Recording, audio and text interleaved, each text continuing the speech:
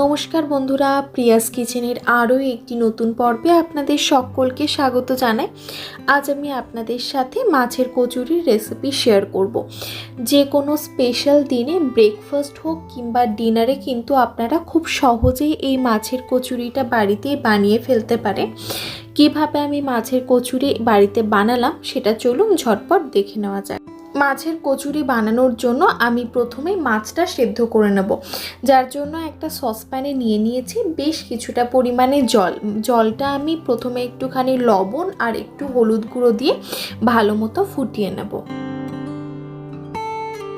দেখুন জল বেশ ভালো মতোই ফুটে উঠেছে। এবার একে একে আমি মাছগুলো দিয়ে দিচ্ছি।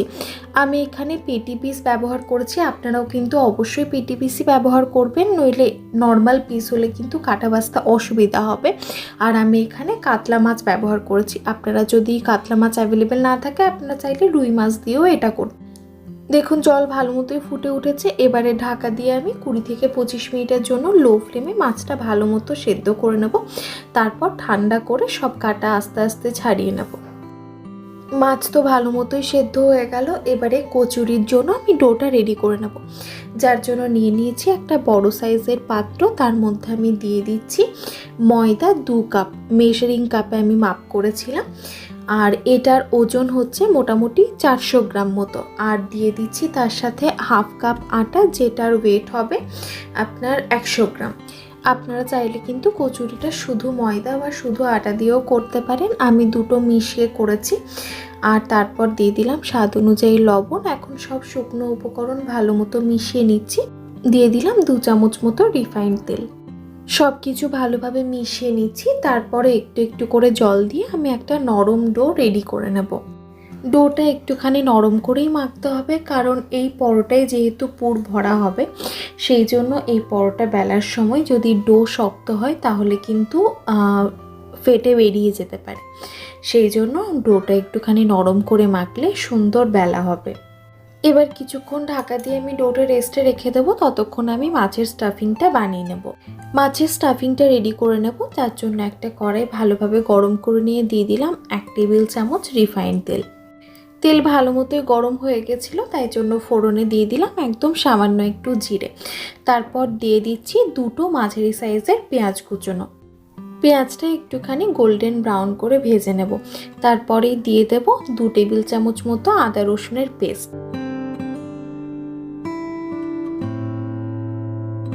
এবার 3 থেকে 4 মিনিট সময় ধরে আদা রসুন পেঁয়াজের সাথে ভালো মতো ভেজে নেব, যাতে আদা রসুনের থেকে কোনো রকম কাঁচা গন্ধ না ওঠে।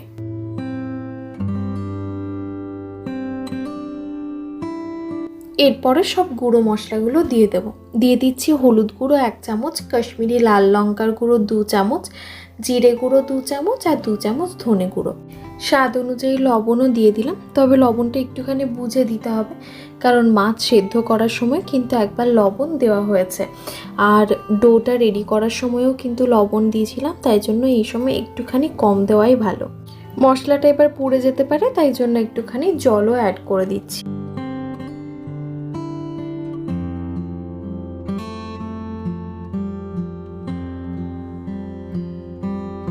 দিয়ে দিচ্ছি 1/2 চামচ মতো গোলমরিচ গুঁড়ো। এবারে ঢাকা দিয়ে আমি মশলাটা ভালো মতো কষিয়ে নেব 15 থেকে 20 মিনিটের জন্য একদম লো ফ্লেমে। মশলা তো বেশ ভালো মতোই কষানো হয়ে গেছে। এবারে দিয়ে দেব আগের থেকে সেদ্ধ করে রাখা যে মাছগুলো ছিল, সেগুলো আমি কাটা বেছে ভালো মতো ম্যাশ করে নিয়েছি, সেটাই দিয়ে দেব। এবারে হাই হিটে মশলার সাথে মাছ ভালো মতো কষিয়ে নেব।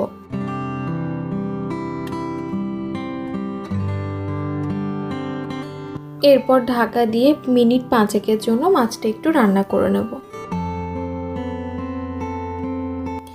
এবারে গ্যাসের ফ্লেমটা অফ করে আমি কিছুক্ষণের জন্য এটা ঠান্ডা হতে দেব। তারপর আমি লেচি কেটে লুচিগুলো রেডি করব। দেখুন একটা লেচি নিয়ে আমি এরকমভাবে একটুখানি বাটির শেপ দিয়ে নেব। তারপর তার মধ্যে আমি পুরটা ভরবো, তারপর সেটাকে বেলে নেব।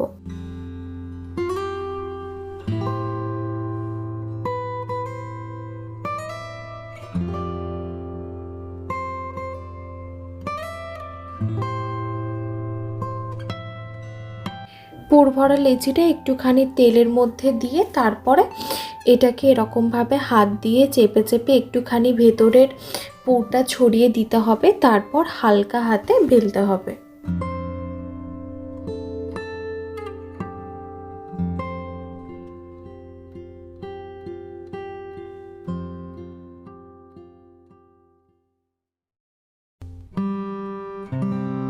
এবারে কচুরিগুলো ভেজে নেব, তাই জন্য আমি বেশ কিছুটা পরিমাণে রিফাইন তেল গরম করে নিয়েছি।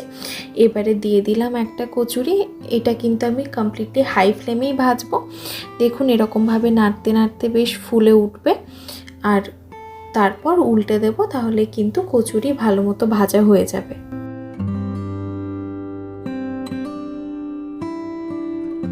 এরকমভাবে আমি বাকি কচুরিগুলো একটা একটা করে ভেজে নেব। এইভাবে আমি শেষ করছি আজকের ভিডিও। আশা করি আপনাদের ভালো লেগেছে। ভালো লেগে থাকলে প্লিজ ভিডিওটা লাইক আর বন্ধুদের সাথেও একটু শেয়ার করে দেবেন, আর চ্যানেলটা সাবস্ক্রাইব করে না থাকলে সাবস্ক্রাইব করারও অনুরোধ রইল। আবারও দেখা হবে অন্য একটা ভিডিও নিয়ে। ধন্যবাদ, ভালো থাকবেন।